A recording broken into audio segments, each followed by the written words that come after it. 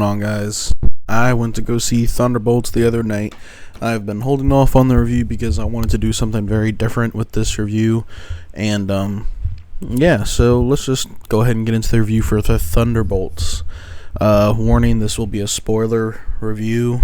I'll be talking about things that are in the movie, so if you do not want to sit here and listen to spoilers, click off the video now and come back when you see it and watch my reaction and review.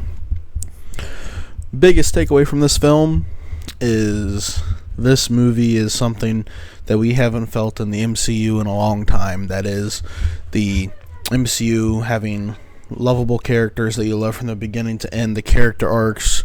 It's one of those films where if they only make one, they can. That's fine.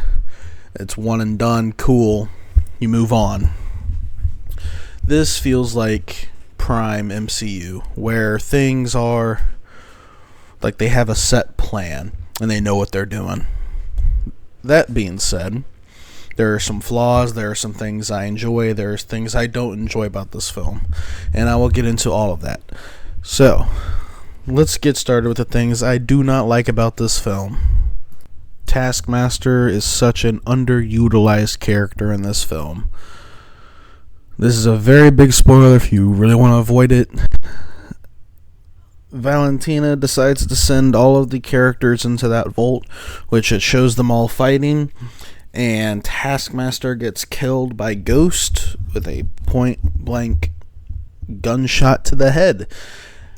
They talk about it for about 5 minutes, move on, bring it up again about 5-7 minutes later, and then never bring it up for the rest of the film. Very underutilized character. Granted, Marvel did not do much with Taskmaster to begin with in Black Widow or any other film. That is one of the biggest things I dislike about this film, is they kill off one of the characters that they've been promoting along with this film and never bring her up again for the rest of the film. That being said, something else that I strongly dislike about this film, which is not a bad thing, but to me it is. I wish the movie was longer.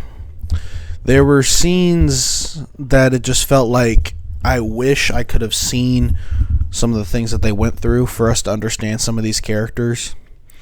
When they fought the Void, Sentry's alter ego, when you go into the Void with him, like, you have to face your deepest, darkest things that you have going on in your life. Every single one of the Thunderbolts does it. Red Guardian, Yelena, Ghost, Bucky, and John Walker, U.S. Agent. They all do it. I would have loved to see, even if it's just for 5 minutes or 10 minutes each, just each Thunderbolt we focus on their rooms until they come to the room trying to take down the Void, Sentry, bring back Bob, and her, whatever you want to call it. I would have loved to have seen that, especially Bucky. Because they play jokes, and he's like, oh, I don't have much going on. I mean, those rooms weren't that bad. When we all know how bad they really are based on the Winter Soldier and some things that are brought up in Civil War and a couple other things, a couple other films.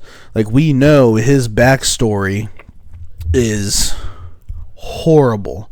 But I would have loved to have seen Red Guardian's background, Ghost's background, even John Walker. I would have loved to have seen it, because we saw Yelena's, we saw Bob's, but we skipped out on everybody else. I wish it would have been longer so they could have explored that side of these characters. It would have not really necessarily felt more for them, because this movie is already very much emotional for a lot of people, based on the mental aspect of mental health, trauma, depression, and things like that. For a lot of people, it speaks to a lot of people. Some people are going to look at it. I'm looking at you, Willie. I'm going to say, screw mental health. I don't care. I'm not depressed. I don't care about nothing like that. But a lot of people have a lot of problems with that and are battling their demons on the inside, which is what the Void is to Bob or the Sentry.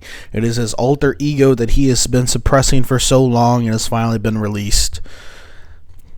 That being said, let's get into the things I do like about this film. The charismatic comedy between everybody. I love the action set pieces. I love that they didn't nerf Sentry. Like, they truly showed his power that he had, taking down 3 super soldiers, people trying to kill him, knife him, Ghost like disappearing, coming back, like flying around, and just like, but he's also like, I don't want to hurt you because I know I'm a god. And that's not what he wanted to do. This was before the Void. It was Sentry versus the Thunderbolts, and he would still beat them. But then the Void comes up, and I love how they do it with Captain America: The Brave New World, and how they talk down Red Hulk or Harrison Ford's character. That did not work for the film. I don't know why, but it's like, you lead to this big epic fight, and the way you beat him is you talk him down. It doesn't make sense for the story. It genuinely doesn't. There's some ways you could probably beat him, like getting him so angry or so hot that he just passes out because of how angry he is, because this is his first time transforming. So you could have angered him so much that he just passes out. You could have beaten him like that, but instead you try and talk to the man. It did not work for that film at all. This film, on the other hand, it works based on the fact of what the characters are. Sentry is a good guy. The Void is his alter ego, Depression, fighting him, making everyone have to relive their worst nightmares. So ultimately, the only person who could beat the Void is Sentry Bob himself, which totally makes sense. It completely makes sense why only Bob himself can defeat the Void. That is because he cannot give in to what the Void wants, which is, sucks for me, end of days, I'm all alone. Like, he has to be the one that defeats the Void. No one else can. That makes sense. That's why I liked it. I liked it that Yelena and all the Thunderbolts ended up like trying to pull him off of him from fighting the Void, because what the Void wanted is him to give in to his deepest, darkest secrets and his like regrets and everything else. It's good storytelling. It works for this film. It did not work for Captain America: Brave New World. That being said, this film also sees a part of Yelena that we haven't seen before. She talks a little bit about Black Widow dying, which she did talk a little bit about in Hawkeye Season 1, but she hasn't brought it up. She told her father that I am alone, I'm sad, and I miss my sister. I got her back, and now she's gone forever, and you weren't there.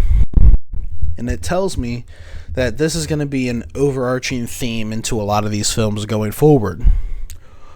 Also, big spoilers, post-credit scenes / the end of the film. They are announced as the asterisk means the Thunderbolts is no longer their name.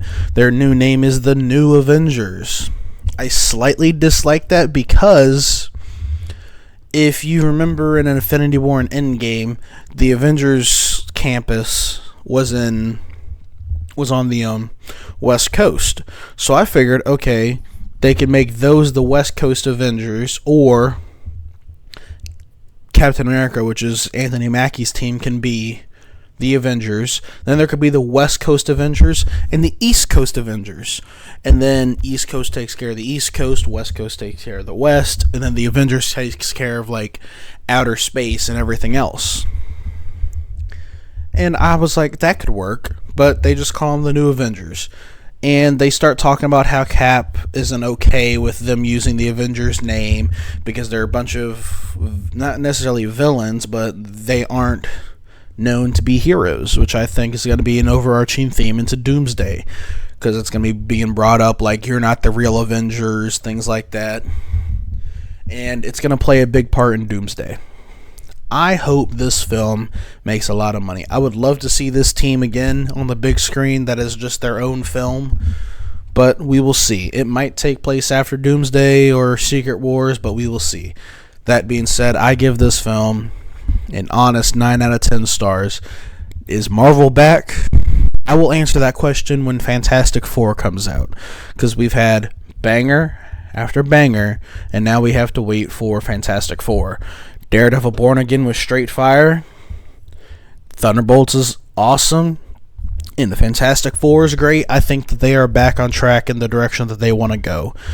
Captain America: Brave New World was not a great start. Also, which might hinder a lot of people.